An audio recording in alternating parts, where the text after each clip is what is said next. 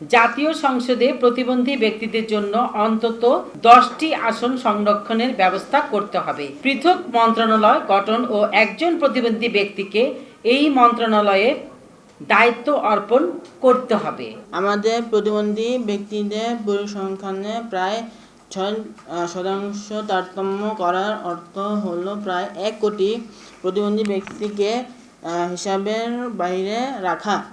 প্রতিবন্ধী ব্যক্তিদের সঠিক সংখ্যা নিরূপণ না করায় রাষ্ট্রের তথা সরকারি সিদ্ধান্ত গ্রহণ ও উন্নয়ন পরিকল্পনা সঠিক পথে এগুচ্ছে না।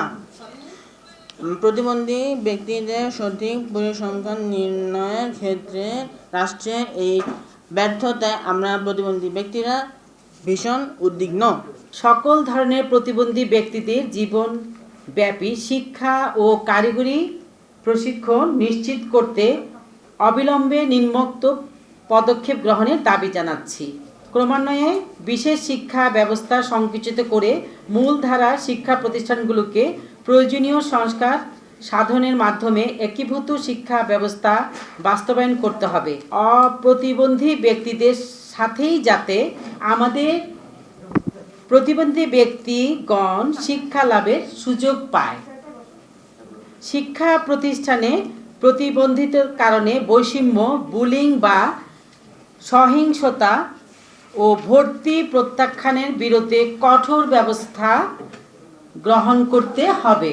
প্রতিবন্ধী ব্যক্তিদের জন্য কারিগরি ও কর্মসংস্থানমুখী শিক্ষার ব্যবস্থা নিশ্চিত করতে হবে।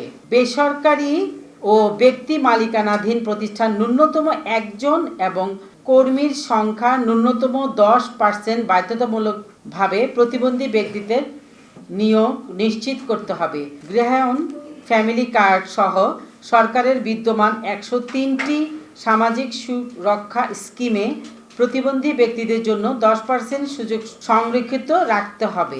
বেকার প্রতিবন্ধী ব্যক্তিদের কর্মসংস্থান না হওয়া পর্যন্ত ন্যূনতম 10,000 টাকা হারে যে সকল প্রতিবন্ধী ব্যক্তি উচ্চ সহায়তা প্রয়োজন ও কোনো ধরনের কর্মে নিযুক্ত হবার অবস্থায় যারা নেই তাদের মাসিক ভাতা প্রদান করতে হবে।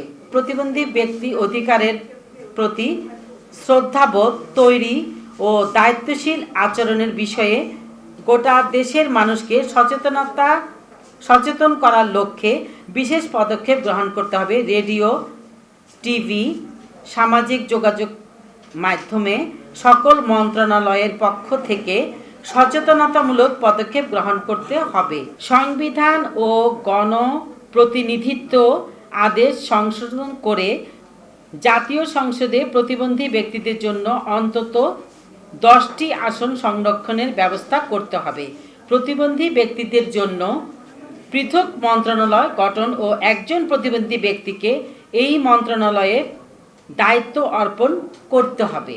সরকার ও সংশ্লিষ্ট সকল পক্ষ আমাদের দাবিগুলো গুরুত্বের সাথে বিবেচনা নিয়ে বাস্তবায়নের জন্য তড়িৎ পদক্ষেপ গ্রহণ করবেন।